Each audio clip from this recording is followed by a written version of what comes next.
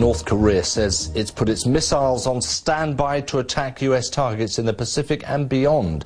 It's in retaliation for a military exercise involving a dummy raid by 2 US stealth bombers.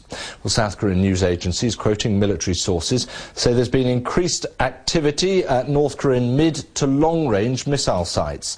Tension's been rising on the Korean peninsula following the North's third underground nuclear test last month.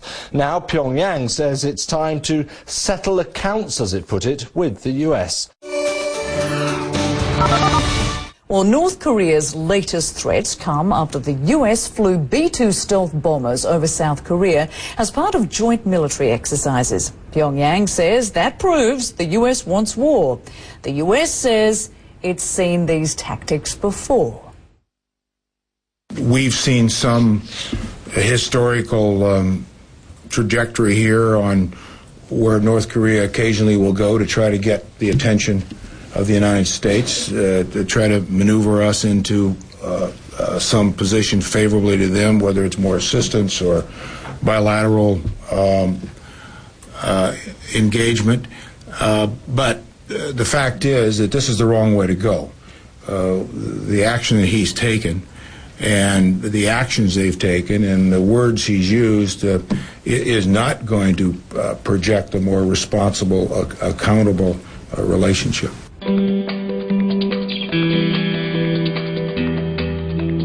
According to state media, Korean leader Kim Jong-un chaired an emergency meeting of top generals and judged the time has come to settle accounts with the US imperialists in view of the prevailing situation. The tension has cranked up a notch after the US flew stealth bombers over South Korea in a show of strength to Pyongyang.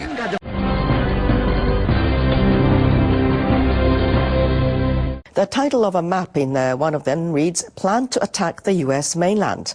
The map appears to show the possible path of a missile.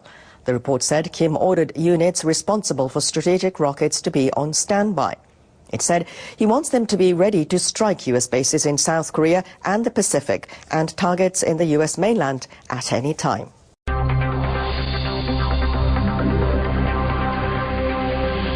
No evidence has been found to support Pyongyang's claim that their missiles can in fact reach the US mainland.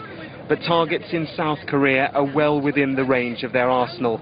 Tokyo, Seoul, Washington and Beijing are all taking this very seriously. South Korean and US intelligence personnel are closely monitoring North Korea's readiness with its short, middle and long-range missiles such as Scud missile, Rodong missile and Musudan missile. The North Korean leader is unpredictable and untested in this sort of environment. He's certainly angered by the UN sanctions imposed for his December rocket launch and February nuclear test. Military communications have now been cut between the North and the South. The rhetoric is higher than it's been for many years. Genuine military might is mixed with bizarre propaganda videos. And the worry is no one's quite sure whether there's a limit to Kim Jong-un's belligerence.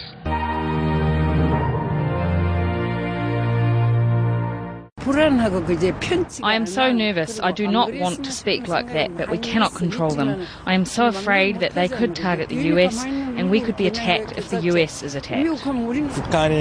North Korea takes a strong stance, but I think it can't take advantage with stern behaviour. I think they have to come to the negotiation table. Now, both the United States and the South Koreans are saying that they are taking this rhetoric seriously. The United States saying that the type of rhetoric, the type of threats coming out of North Korea appear more real, more direct than they have in the past.